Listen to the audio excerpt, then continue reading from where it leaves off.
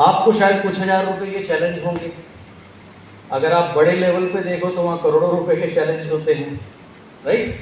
सो जो व्यक्ति जितना बड़ा है उसके उतने चैलेंज भी बड़े होते हैं।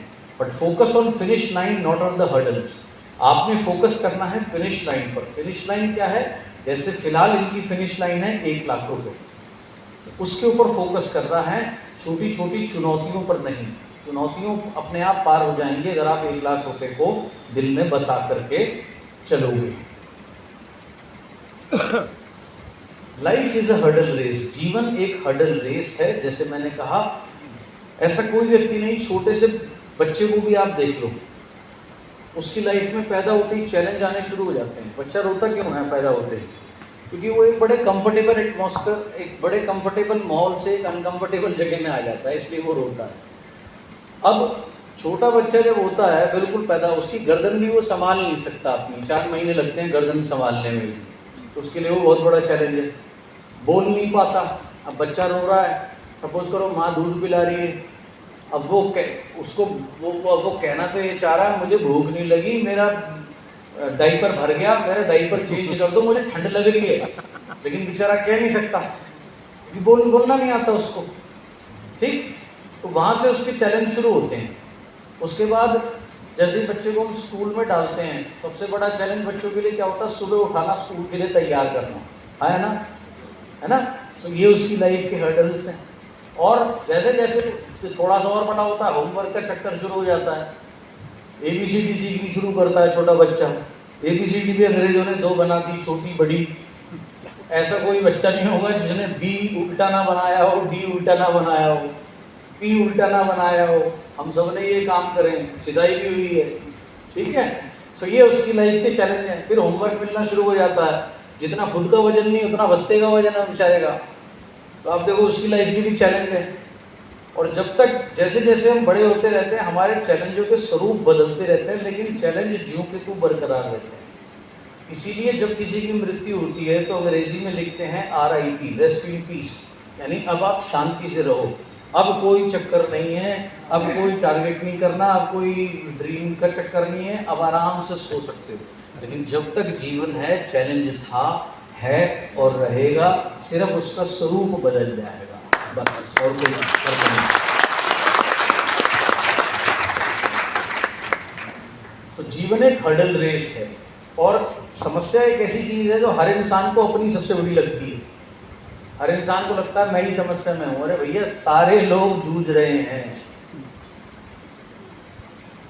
तो जब जूझना ही है, चैलेंज है ही है, उसको रो के पार कर लो, रो के ले लो, या थोड़ा हंस के ले लो। हंस के लोगे तो अच्छे से ले पाओगे, रो के लोगे तो एनर्जी अपने आप ही कम हो जाएगी, फिर वो दबा देंगे आपको। तो जीवन जो है वो एक हर्डल रेस है। Hurdles are designed for jumping. Hurdle क्यों बनाए जाते हैं? कूदने के लिए। The most successful people aren't the best hurdle remover but the best hurdle jumpers. हमेशा याद रखिए, जो सबसे सफल लोग हैं उन्होंने हर्डल हटा करके सफल नहीं हुए, वो हर्डल्स को यानी कि वो बाधाओं को जंप करके, पार करके वो सफल हुए। Dream building a team sport. Dream building जो है उसको आप बनाइए एक टीम स्पोर्ट, एक टीम गेम। जैसे मैंने इनसे पूछा, सर ने बताया 1 लाख रुपए, ठीक। अब इनसे मैं पूछूं, सर कार कोई लेना चाहते हैं? कौन सी? ब्रीजा। बहुत बढ़िया। सर ब्रीजा के शोरूम में गए कभी? नहीं गए हैं सर। ओके, अब एक काम करिएगा सर, अपनी अपलाइन को लेकर के, अपनी 2-1 डाउनलाइन को लेकर के ब्रीजा के शोरूम में जाइएगा, ठीक है। टेस्ट ड्राइव लीजिएगा, देखिएगा। जब आप जाएंगे, देखेंगे, क्या वो आपको दिखाने से मना कर दे? नहीं सर, दिखाएंगे ना अच्छे से, बढ़िया। नई कार की खुशबू लेना, बैठना, उसे गाड़ी चलानी आती है? सीख लो सर, कोई बात नहीं। पीछे बैठना, उनको बोलना चला के दिखाओ, मुझे बैठना है, तो उसको रखना। और 2-3 डाउनलाइन को ले जाना, एक दो अपलाइन को ले जाना, ठीक है। और उसकी पिक्चर्स ले लेना। ये क्या हुआ? ये टीम गेम बन गया।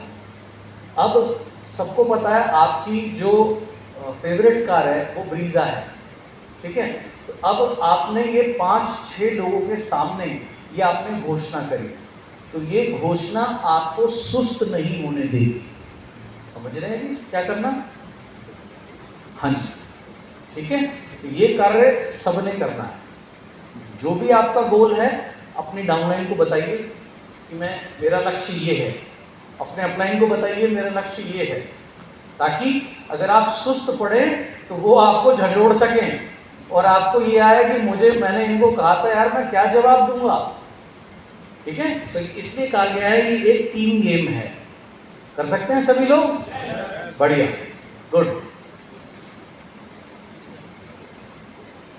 It's easy for us to step back alone. जब हम अकेले ये अपना बात किसी से शेयर नहीं करते तो हमारे लिए आसान हो जाता है वापसी करना या ढीले पड़ जाना।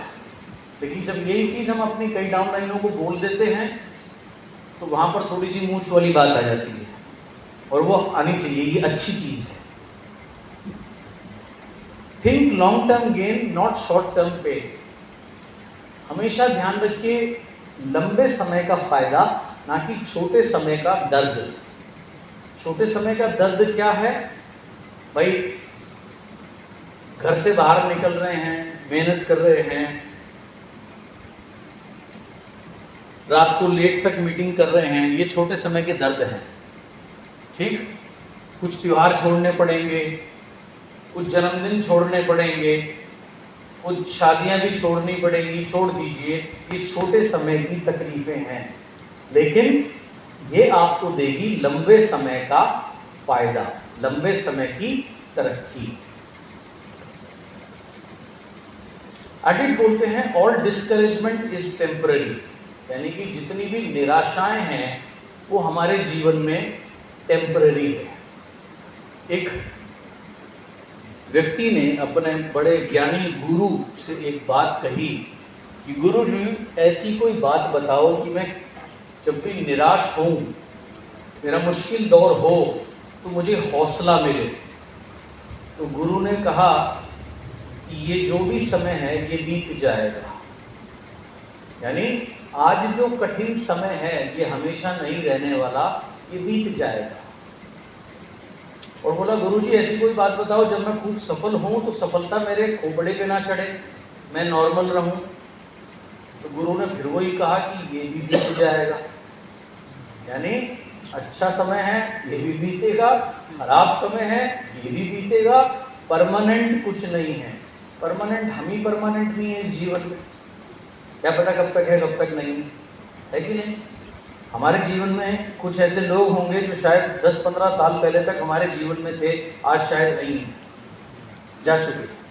सो लोगों का आना जाना जीवन से, डाउनलाइन का नेटवर्क में आना जाना, ये एक सिस्टम है जो चलता है और चलता रहेगा, इसका कोई विकल्प नहीं। सो इसलिए हमेशा याद रखिए, आज अगर आप तकलीफ से जूझ रहे हैं तो ये दौर भी बीत जाएगा। ये जो डिस्करेजमेंट है ये टेम्पररी है, कल नहीं होगी, परसों नहीं होगी, बीत जाएगी। People who give up on their dreams and up regretting it. जो लोग अपने ड्रीम को छोड़ देते हैं उसके बाद उन्हें पछतावे के अलावा कुछ हाथ नहीं लगता, लेकिन तब तक देर हो चुकी होती है। Winner is the one who stays in the game and does whatever it takes to realize his dreams. Winner उसको कहा जाता है जो गेम में बना रहता है और हर वो कार्य करने के लिए तैयार है जो उसको उसकी मंजिल तक पहुंचाए। अर्थात अगर मैं हमारे बिजनेस के बारे में बात करूं तो रोज लिस्ट बनाना, कॉलिंग करनी, मीटिंग्स करनी, प्लान दिखाना अपने लिए, टीम के लिए, इवेंट्स में जाना, स्वयं नोट्स बनाना, सीखना, जो सीखे प्रैक्टिस करना, टीम को लेके जाना, ये सारी चीज़ें।